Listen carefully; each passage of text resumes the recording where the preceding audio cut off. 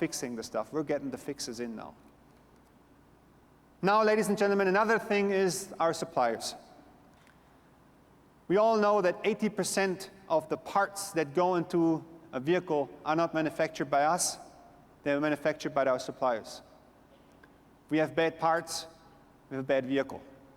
So only if each and every part that goes into a vehicle has high quality, is very reliable, the whole vehicle is going to be okay.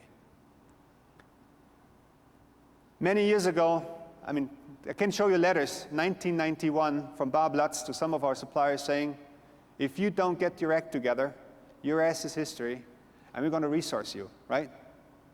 10 years later, nothing happened. The guy's still supplying us with bad parts, and everybody knew business as usual. Guess what? This has changed. This has changed. I tell you, if the supplier is unwilling or unable to change, we resource him. We are going to get this business away, because none of those goddamn suppliers is going to drag us into their grave. Before that happens, we're going to cut ourselves loose. Now, ladies and gentlemen, third thing, service quality. Very important. Even in the best companies, sometimes things break. If the customer comes to the dealer, you want to make sure that customer gets the best possible service. And again, ladies and gentlemen, I'm not gonna sweet talk you. I'm not gonna sugarcoat it. If we find out that some of our five-star dealers does not come up to the level and standard of what we expect in terms of five-star dealers and good service, we're gonna put him on probation. We're gonna send him a letter and say, you have now 2 months' time to get your act together. And if you don't, we're gonna decertify you. That's what we're going to do. And I tell you, we're not only going to bark, we're also going to bite. Now, ladies and gentlemen, let me wrap it up. I hope from the presentation, you understand that we are very passionate these days about quality. There is no future. There is no future without quality for all of us. It's about product quality, and it's about service quality. We got to get this thing right, ladies and gentlemen. And when we do this, we establish that relationship of trust between us and our customers. What a beautiful world this would be, right? What a beautiful world this will be. Because, ladies and gentlemen, we can do this. We can do this. We can get the job done. Together, the dealers and the company. Thank you very much.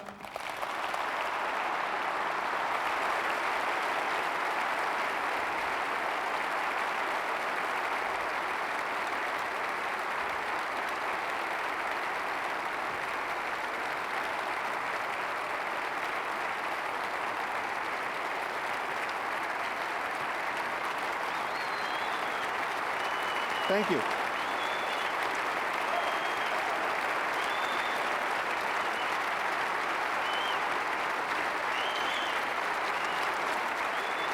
Thank you.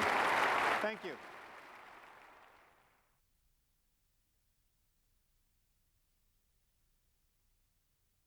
Well, it's my pleasure this morning to introduce a lot of new products, exciting new products that are destined to arrive in your showrooms starting next year, 2003. Some of the products you'll see are approved, finished, locked and loaded, ready to go. Some we'll show you are just being conceived, so we'll show you sketches. And in the interest of full disclosure, you can see where we're going from now all the way out to the 2007 model year. Now, secondly, we thought it'd be best if we put everything into perspective and into context by previewing them in the context of an Alfa showroom, the showroom of the future. That way you can see how your investment in real estate is complemented by our $30 billion investment over the next 5 years in product. So here we have it, the Alfa showroom of the future. Everything in the showroom is new.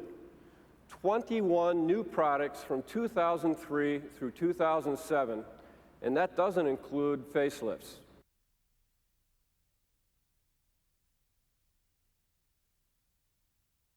So what does a marketing guy do with all that stuff? Well, there's two things we're trying to do and we do day in and day out. One is to build more pride and aspiration in our brands. Despite what Bubba says, that's what we're going to do. Secondly, we got to sell more vehicles to more customers every day. And it's all about the right balance. I can't do one or the other. I have to do both, but just figure out in a sell-a-thon, what do you want to dial up? When you're launching a new product, what do you want to dial up? So let me take you through some ideas we have on building both of those areas. I think you'll see from what Rich showed you, okay, we have distinct brands, okay, vehicles for Dodge, Chrysler, and Jeep. I mean, that showroom will be different, they look different, they'll act different, no more badge engineering. I also think when you were in the immersion rooms last night, part of that reason was to give you a feel, okay, of what is the personality of a Dodge. That's why we had a rock band there, or Chrysler had the fashion show, or Jeep had the ruggedness. So you've got distinct products and distinct personalities. It's my job to figure out how to take that and connect it in a real emotional way with a consumer, and I'll show you some advertising that I think does that. But you need the quality foundation before you do anything. You know, we launched the 770 in June, and it was really exciting. We've got good awareness. The consumers are telling us that it's not an alibi to buy our product, it's a statement about quality. They get it. In fact, I think we've resurrected that old 770 Camry from years ago, and there's actually a little bit of equity in that. People are saying, hey, I remember that. I knew you guys are relaunching it. There must be something different going on. So we're going to push that really hard. So again, there's a lot of heritage around this badge. It means something, and people are aware of it, which is very important because you've been asking me, saying, well, wait a minute, we're really not getting the traffic with this thing. It's a good closing tool, but we're not getting the traffic. Well, again, when we launched the 7100 last year, you're right. If you look at that, 64% of the people said, hey, we only really found out about it when we were at the dealership. So it was a good closing tool. Now with the 770, you can see 60% of the people are saying, hey, I knew about it before I got to the dealership, so it is driving the traffic, and 40% of the people are saying, hey, once I got there, it was a good closing tool. Okay, you got to figure out how you want people to really want your vehicles. So we're trying to do two things in all of our marketing communications. Always make the product hero. These are gorgeous vehicles. Okay, people want to see them and experience them, so the product is a hero. Make sure the brand message is always clear. So a Dodge ad has to look and feel like a Dodge ad. A Dodge Rodeo event has to look and feel like a Dodge Rodeo. You got to get the brand in there, and you got to get some emotion around it, because that's the hook you really get to the consumer to want your vehicle. So that's how you build pride and aspiration. The second part I want to talk about is how are we helping you and your DAAs sell more vehicles, okay? And there's four things we'll cover. We're doing a much better job of planning. We're working a lot harder with our DAAs to give you a more retail-oriented message. We're looking at all the events we're doing right now, from NASCAR to Rodeo to Route 2002, to make sure we're driving sales at all of those events to your dealership. And then we're trying to figure out how to get a lot more nimble with local promotions. Take advantage of this business center concept and do a lot more marketing and promoting in the local market with something that's relevant to your customers. On the planning side, okay, and you know, I don't want to get any more complicated than this, we finally are looking 6 months out. So we've got in the hopper right now the year-end event. We already know what the look and the feel of the minivan event's going to be. We're locking down the incentive piece for that. We're going to tell you what that is, what the wholesale should be, what the creative is going to be, so you can get out ahead of this thing. And we also know what the truck event's going to be. So we're finally ahead of the curve on this one and can communicate with you so you can stock the right vehicles and get the right horsepower behind it. And in all of our advertising, we try and do three things equally weighted. We try and cut through the clutter to get it talked about. Sometimes we push the edges, you know. I think it's more appropriate for Dodge than some of our other brands, but people remember our ads, okay? You remember the Calvin one. Everybody will remember that ad. That's how you cut through the clutter. You got to make sure when you see the spot, people know what you're talking about. So is it best-in-class power? Is it towing? Is it payload? Is it looks? Whatever, is it safety? So that product bragging right has to be remembered. You just can't have a gag kind of a commercial. We're doing well in that area. And then you want to build the emotion and the pride in the brand, just like you had a good chuckle. That is from the heart, and people will remember that. So we work on that, and we change the DAAs. We used to be a little bit saying, well, I'm not sure how retail your ad ought to be, and you guys used to beat up on us. So from now going forward, we said, listen, half the message of a DAA spot ought to be about the deal and driving traffic to the stores. So we used to just tag 5 seconds on. Now we've changed all our creative, and I'm telling you, 15 to 20 seconds of an ad is talking about the deal and the reason to get to the dealership. You know, we do almost 1,000 events locally throughout the U.S., and I don't know whether that's good or bad. You know, one side says it's too many, the other side says there's lots of places to go out there. But one particular I just wanted to tell you, because we are trying to get all of our events to drive traffic to your stores, is you told us that test drives were a pain in the ass, basically. You said, you know, we sent out all these flyers, you get all these people in there, you get 100 people come in, there's 2 prospects, the rest are senior citizens who want a freebie, and get them the hell out of my showroom floor. Right, that's what you said. I can't argue with you on that one. So we decided, well, okay, I still think getting butts in seats is a big deal. I don't want to just sell the deal. I want people to experience the vehicle. So we set up this thing called Route 2002. All 3 brands are part of it. DA's got behind it. You gave us your customer list. We drive consumers there. And look at that. We've had 15 cities. We'll do 18 next year. 75,000 attendees, 25,000 test drives. That's really what we're trying to get to. Give them a coupon to bounce them back to the dealer. We've sold 1,100 vehicles that we can track so far. We'll track it through the end of the year, and lots of local media support. So like I said, we've done this for 03. We're trying to figure out how to make it a more retail-oriented event, but the test drive piece of it, if it was getting in your way, we'll pull it there and we'll drive them to your stores. So again, this is just one example of how we're trying to get all of our local stuff and drive it in, and we're working, again, with the business centers and the DAs to make sure you participate as much as you can in these events.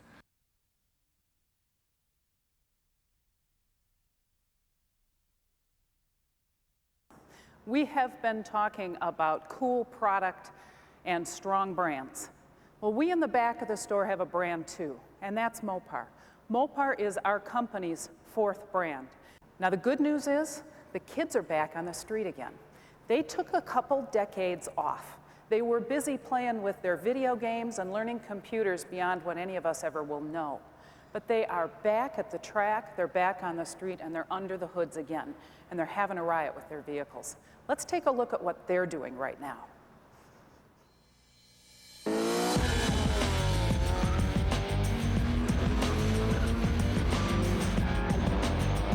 They've been drag racing on the street ever since the 60s. Right now, it's more speed. For me, it's like about performance.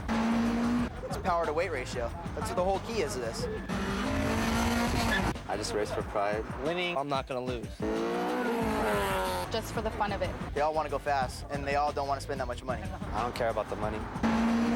My car, I put a lot of money into it. A couple $100s to thousands. 10,000 into it. 5,000? 4,500. 3,500. I lost count. Factory, strut tower bar, tie bar headers. DC fuel rail, $150. Top mount intercoolers. $200-300 a pair. Set injectors. LSD transmission. Ground control coilovers. The AEM cold air intake. Complete polyurethane bushings. A Grex lower arm bar. Aluminum shocks. That's about it for right now.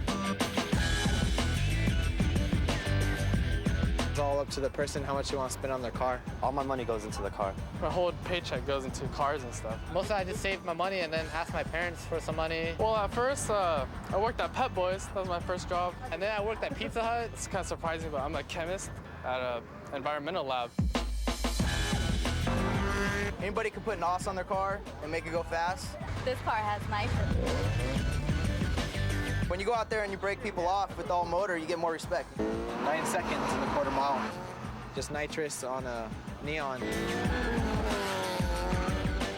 Yeah, I wanted a Viper, first of all, but I was a little short on the money. If a Viper wants to race me, if you guys know anybody, then just tell them to give me a call. You know, this is great news for our whole industry. To have the kids having fun in their cars again will carry on throughout their buying life too. We think that we can bring the last couple inches of connection between a customer and their vehicle. When you sell somebody, you know they're proud, they're happy, they're excited about this vehicle. It's going to do what they need in their lifestyle. It's going to have the image they want it to have. But if you take that Go Fast customer in and put a little bit of Go Fast stuff on it, if you take that Jeeper and put an off-road thing on it, or the family vehicle or Chrysler and get a nav system or a DVD player in there, that's neat. That's the last inch of connection. It personalizes that vehicle, it makes it theirs. And their passion quotient about their vehicle goes up hugely for that last inch. That's Mopar's job. And so, with a proud nod to our heritage, but with our eyes straight on the future, we bring you the new look for Mopar. Now, is it only a look? Well, that wouldn't quite do it, would it? At SEMA this week, Mopar will be introducing a whole new product line of performance parts and accessories rolling out over the next months for today's vehicles. turbo upgrade kits for PT and SRT4, engine dress-up kits, coilover suspension kits, partnerships with people like Catskin Leather. All of this to help fuel the passion. Secondly, you've asked us to upgrade our packaging. You've said we need a retail look to the types of parts that should be displayed, should be out. And we're going to do that. In 2003, you'll see it coming. You'll also see that the accessories will be branded. We feel very strongly that if a Jeeper is coming in and looking for brush guard or fog lamps or something, he should see a box that says fog lamps, Jeep fog lamps, by Mopar. The by Mopar part tells them it's authentic. Now this speed shop concept is huge for us because what we want and what we're busy doing is putting some Mopar speed shops in your stores, in the showroom. Its purpose is to be like a Harley store, is to be the place like you'll see today. There's a tricked out neon right in there that's just got everything on it in the world. It's so cool. And all the performance parts, the off-road stuff, the electronics, the wearables, it's all there. The point is, it's a store within a store. It's retail-minded, it's a destination, and a place we hope people will come to see what's new. That's where we are. We have been under construction for the past year, but we are coming to market. We're coming to market with that retail service strategy to get our people back in the service bays where we need them to be in ours, and with a whole new launch on the Mopar brand to get to tomorrow's customer, to get to the youth, so we can build that same fervor and passion for our parts brand as we did in the 60s. The plan we've got is a little bit simpler. It starts with all this terrific product that George and Rich and the team showed you this morning. We'll add to that a 770 warranty that none of the other big players are putting out there. Again, I think they explained pretty well why. I think you know that. We'll embed that message into the residuals and into the value of our product and into the equation here. The other thing on the incentive front, like I said, we're not going to manage every wave. We'll set a strategic incentive course. We'll pay the money. We'll be competitive. But we're going to try to do it in a way that's simple enough that a human being can understand it and you can get it on one sheet of paper and communicate it to a customer. Thanks. The other piece of this is, and this is a little bit new, we just started it, we're going to make some major airstrikes on the big targets, on the big vehicle lines. Beginning with Jeep, we announced Tuesday, we're going to go to war in the sport utility Jeep market beginning this weekend through the end of the year. So we've not only got the best incentives in the game, but we've got some underpinning dealer cash programs, some marketing coming in. We're going to make some serious noise in the sport utility market for the final 6 weeks of the year. Now, what's that mean to Dodge? And I know some of you have Jeep. We're going to do the same thing with truck. We're going to do the same thing with minivan. We're going to chase our owners around too, at some point. So look for some very targeted strikes. We'll tell you up front before we do them so you can get the inventory right for a change. And we'll tell you, give you a signal what the incentives are going to be, and then we'll go to war. Now, this is all great. If you were in franchise heaven, it would work out perfect. You'd all build new buildings, put new showrooms in, and be five-star, and it'd be perfect. The problem is you're in the real world, and we know that's got some hurdles for you. First of all, we know that the Chrysler Group dealers are running 500 units of throughput per store versus the benchmark at 1,000.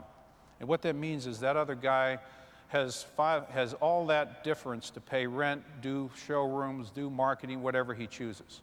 And that's where this alpha concept really came from. You should call it Project Common Sense, because what we're really saying is, if you're in that situation and you're the best dealer and you'll give us a facility that's world-class and the right location and you'll let us be exclusive, we'll let you put it together if we can facilitate that. Just makes sense. And when we do that, our throughput numbers go up high enough that you can afford to do that. That's all this is about. Simple. What's it going to take for me to, get the job done? How to be your guy? To get on the Hey, it's short going to list take commitment.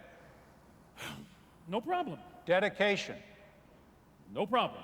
Perseverance. No problem. And money. No problem. Can't I just do the perseverance and the dedication stuff, Gare, and you guys put up the money, okay? Forget it. Nobody rides on anybody's coattails in this deal. We'll do all we can to build great products, but you're the retailer. You're the one who's out in front with the customers every day. You got to make it happen, Bubba. Well, all right, Gary. Maybe if I heard you guys right, today. I mean, maybe I can, you know? Maybe I can make it happen. I mean, and Schreier showed us a team that's like the tops in the business. I mean, with a few exceptions, Gary. And Lasorda, he's got the quality thing working there. He's got trucks that stop, engines that run, interiors that don't suck. Sham showed us some product. I mean, lots of product coming. $30 billion worth, right, Gary? Is that what he said? That's 30 right. billion, was that Yep. the number? 21 new products in the next couple of years. And then for right now, Murphy showed us the ads that click. They showed us a new Durango and muscle cars and muscle trucks, right? That's it. You got all that stuff. And You got it. Got that Sprinter van with the showgirls in it. And Chris, she's shaking up Mopar where to put passion in parts and pinch me. But didn't you I'm said you're bringing down the MPA numbers. That's what I said. All right, so I'll give it a try. I'll try to deliver for you, baby, because I'm serious, Gary. I want to be like the big dogs. I want to be like the alpha dogs. And I'm pumped. I am pumped to pump up my dealership, you know? I mean, why should I pump money into slot machines in Las Vegas here for a chance to win some chump change when I can pump money into my dealership and hit the jackpot, baby? Huh? That's what I want to know. So I'm gonna head back to Death Valley, fix up the store, throw out the Kias and the worms, and run full-page ads and pay my salespeople and open up a can of whoop-ass to smoke out the competition, ramp up sales, put 4 cars in every garage and a chicken in every pot. So help me, Dieter Zetsche!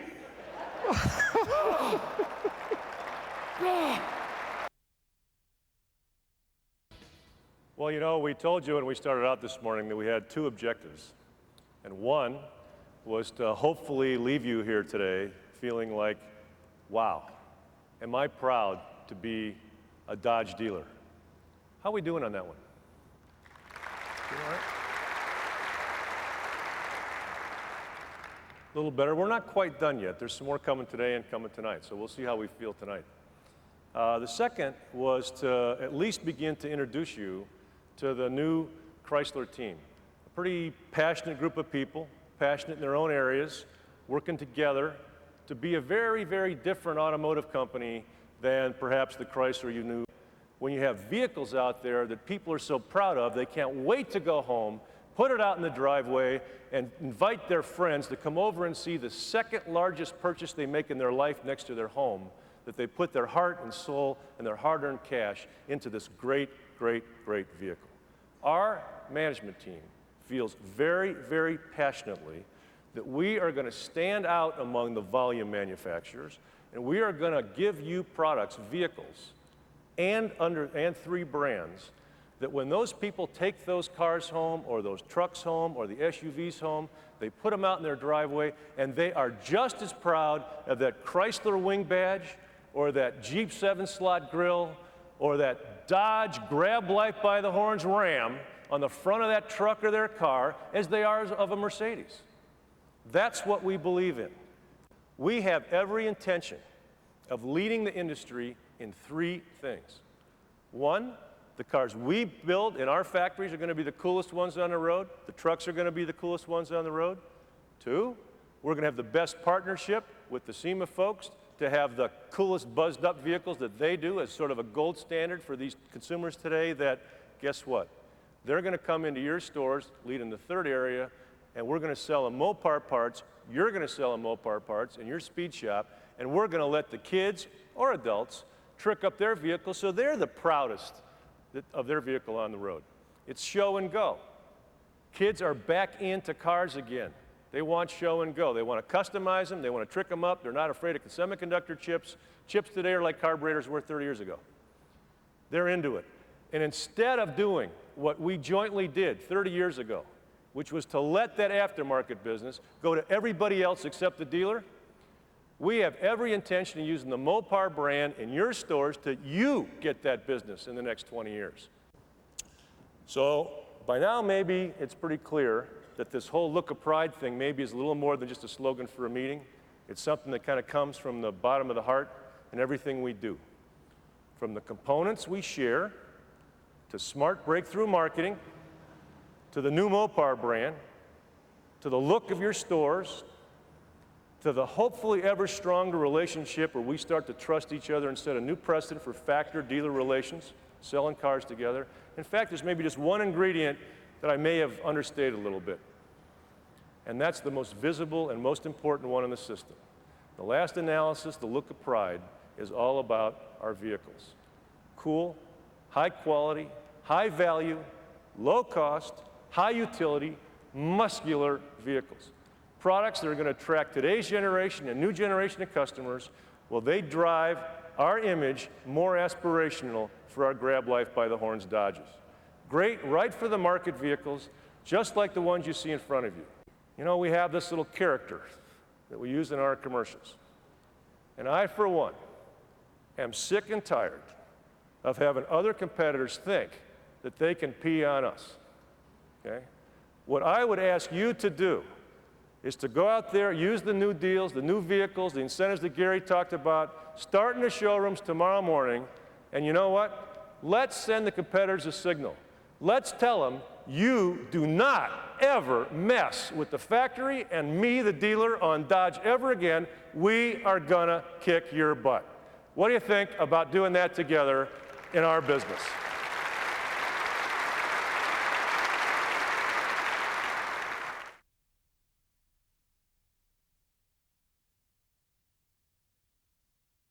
Our mission here for the next 20 minutes or so is to show you the great marketing plan we have to bring those vehicles to market, and most importantly, set the stage for what we do think is a new day at Chrysler.